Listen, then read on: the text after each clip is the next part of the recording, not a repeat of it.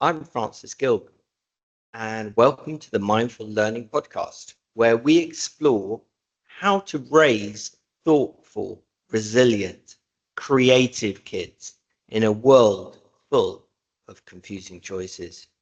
Today's episode is a personal one. It's about my son, Theo. We recently went on a long car journey together, one of those hours on the road trips that gives you space to think, talk, and remember. And I found myself reflecting on a question I often get asked by other parents. What's the best education for my child? Well, Theo's story doesn't offer a one-size-fits-all answer, but it does, I think, offer a real one. Let me take you through it. Theo started at a private prep school until he was about 7.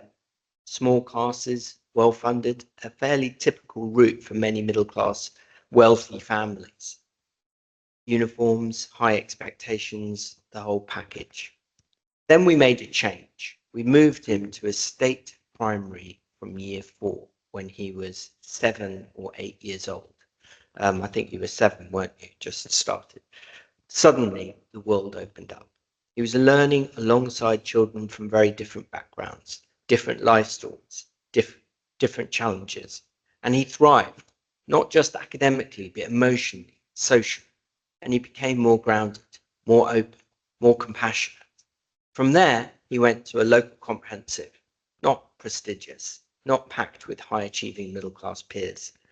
But it had some brilliant teachers, it had character, and it gave him the freedom to explore who he really was. He worked hard, got excellent GCSEs, then he moved to a sixth form college, and that's where his love of music really took off. He did music A-level, then a music degree, and then later a postgrad in music performance. And here's the twist. Theo is now a singer-songwriter, but he also got accepted onto the UK civil service fast stream. Music and public service, creativity and structure, not one track, but many. So what did I learn as a parent? Here are 6 takeaways I'd love to share with anyone wondering how to make the best choices for their child. 1, a good school isn't always a glossy one. Sometimes the best places are the ones that nurture without shouting about it. What are your thoughts on that, Theo? Maybe after we'll talk about this point. First of all, a good school is not always a glossy one. What do you think about that point? Well, I interpret that as meaning that it isn't necessarily just about having great facilities or having really small classes or having teachers who went to the most prestigious schools and universities themselves. I think that sometimes it's more about, what's the level of care for each child? What's the focus on that child's creativity? What's the teaching style?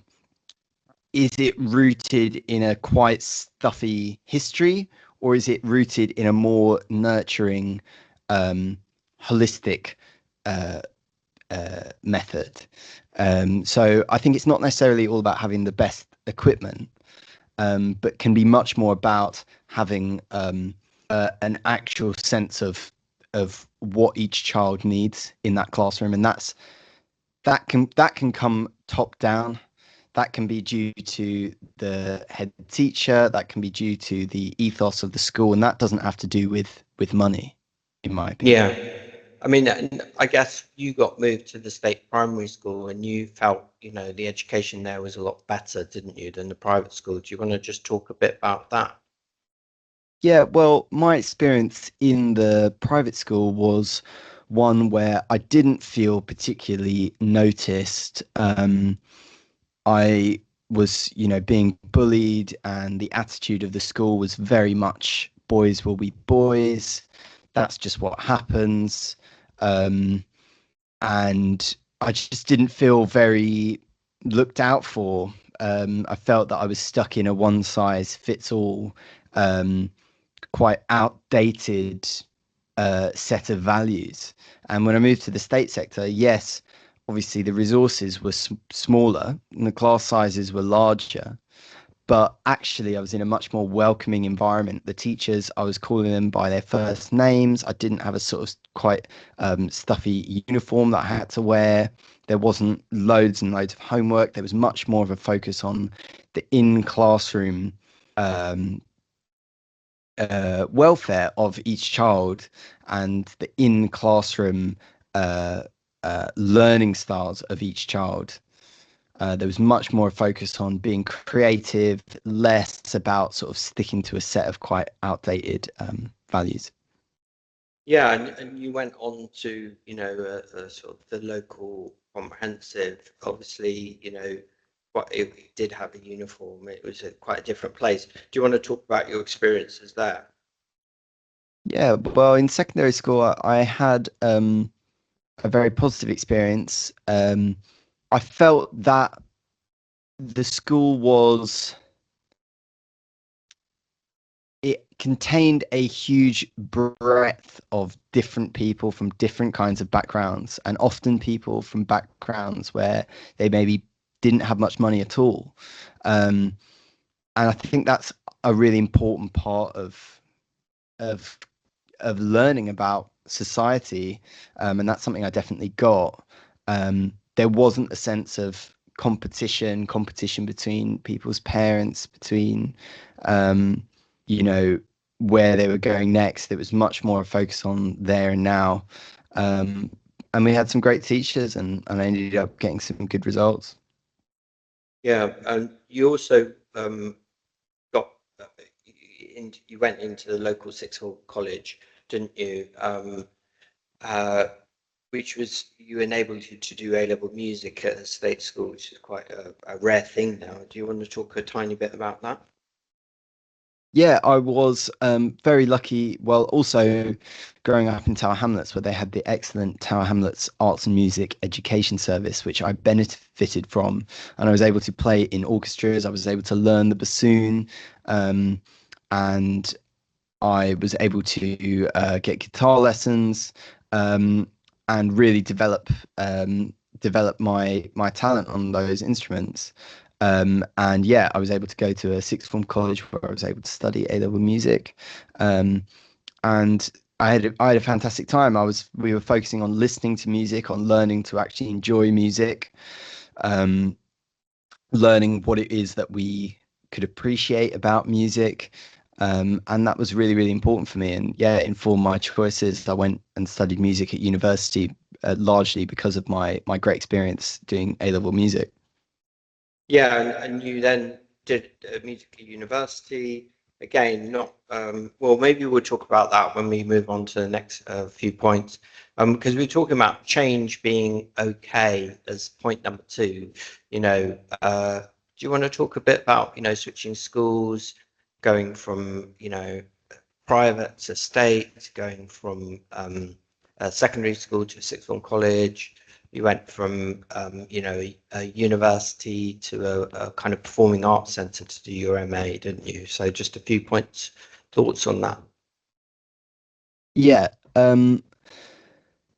Well, yeah, change is okay. Change is always challenging and always has its own difficulties. But I found that change. I was only about 8 years old, going from a private school to a state school.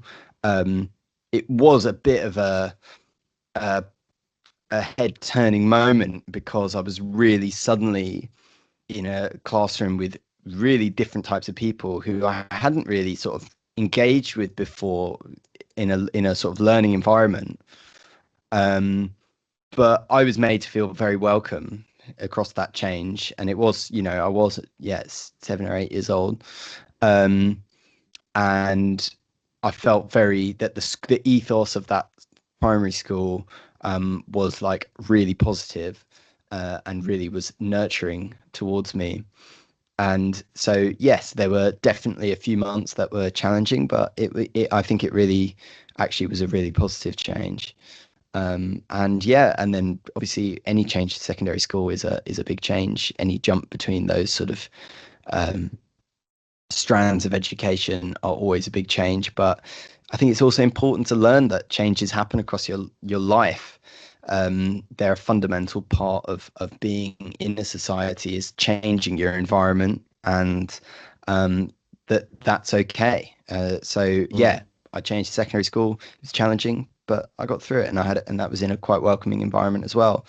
Um, I think that having an experience in a sixth form college that wasn't very rigid and didn't have a quite sort of punitive, you can't do this, you can't do that attitude. It was like, turn up for your classes, and do your homework, it's up to you, was a really positive step towards university, where really no one is, keeping track of you.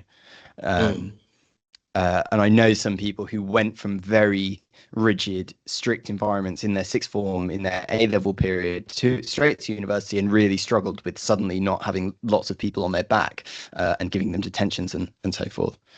Yeah, yeah, really good point.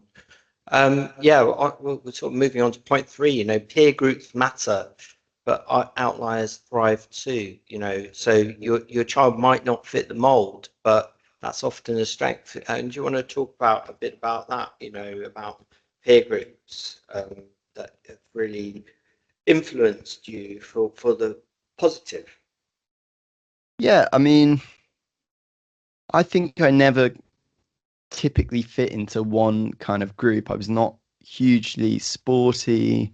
Um, I was quite creative, but yeah, my feeling across all of school was this recognition that I didn't fit into the sort of one classical mold of a particular group. Um, but I made friends based on people who shared my values, and like to laugh about the things I like to laugh about, Mm. and like to read and watch the things I like to do in a similar way that I think an adult would do. So I think in some ways my choices of my peer groups were were mature in that sense. But I think that as you say, there's no way of predicting these things. You have to, Yeah, you know, I felt that I was given space to explore who it was that I was, and what it mm. was that I wanted Yeah, from my friends and from my peers. yeah, yeah. Yeah, should we go on to point four? Great teachers change everything. Do you want to talk about some of the important teachers that, have really shaped who you are and what you did? Yeah, I did have some great teachers. I think that I've had some very really dynamic teachers. I think particularly of my year six teacher in primary school. She had this really exciting way of talking about books and talking about reading and the books that really changed her life. And I think that was hugely influential for me. I'm quite a big reader, so um, I you know felt that there was someone who sort of shared that joy, and that joy in reading and learning was okay, and was good and was exciting.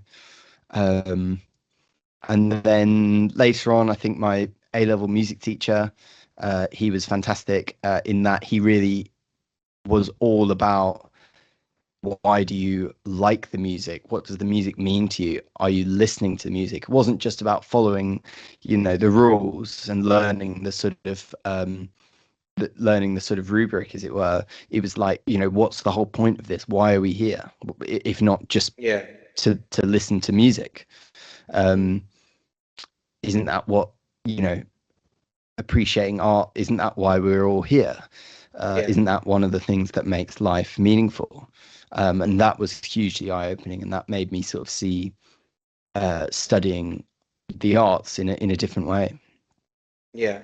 Yeah. Yeah. Really good points. I mean, that's a good segue into the next point, point five. Great creative subjects aren't extras, they're lifelines. They build confidence, identity, and joy. Do you want to talk about that? Because obviously yeah, you've really benefited from doing the creative subjects as well as doing the arts, sciences as well. But, yeah. Yeah, I feel that the creative subjects were what allowed me to find my strengths, to discover that there was something that I could be quite good at. And I think that, that was something at a young age that mattered a lot to me. That there were some things that I struggled with more, but then there was this thing that I really enjoyed and actually could be quite good at when I put the work in. And you really see Yeah, that with music. Um, and I think it allowed me to excel in other things through that. And there are so many transferable skills in the creative subjects. I still mm, teach guitar, and was talking with one of my students about how learning some music theory actually translates to a yeah, wealth of subjects. It's the skills of learning languages, it's the skills of mathematics, that it's the skills of science, and of physics and hearing. yeah, There's so much in there that is transferable. It's not just about becoming the next Adele or becoming the next mm, Nicola Benedetti or whatever it is. It's about opening up all these other skills that you can use in a myriad of different ways. yeah. I mean, we'll go on to the final point, point six. There's no one route to success. What matters most is your child becomes themselves, not someone else's idea of success. So, maybe you take us through how, you're sort of finding your own sort of creative path, but also your own sort of path in terms of your career and, getting onto the fast track for the civil service and things like that. Yeah, I mean, I think that it is a very challenging environment at the moment. And I would say that actually it has been my experience that being allowed to discover what it is that you're genuinely really interested in and that you're good at will allow you to open lots more doors than if you're just pushed into something without being able to question why it is you're there. Yeah. I studied music. I've always been interested in government, in Mm, politics, um, in how change actually happens. Um, mm, and through that, I was able to apply to work for the civil service as part of their fostering program, and I've managed to secure a place. So. Uh, I think that all the skills I learned through my creative journey helped me get there in a really quite special way. yeah, thank you. So if you're thinking about schools, transitions, or wondering whether your child is on the right path, take a breath, trust the journey, and remember it's not about finding the perfect route, it's about walking it mindfully together. So, thank you for listening. You can find more stories, resources, conversations like this, and the Mindful Learning podcast, but also on my website, what I've called the Parent Hub. So, thank you so much, Theo, for joining us. And I hope everyone who's listened has found this really helpful. Thanks.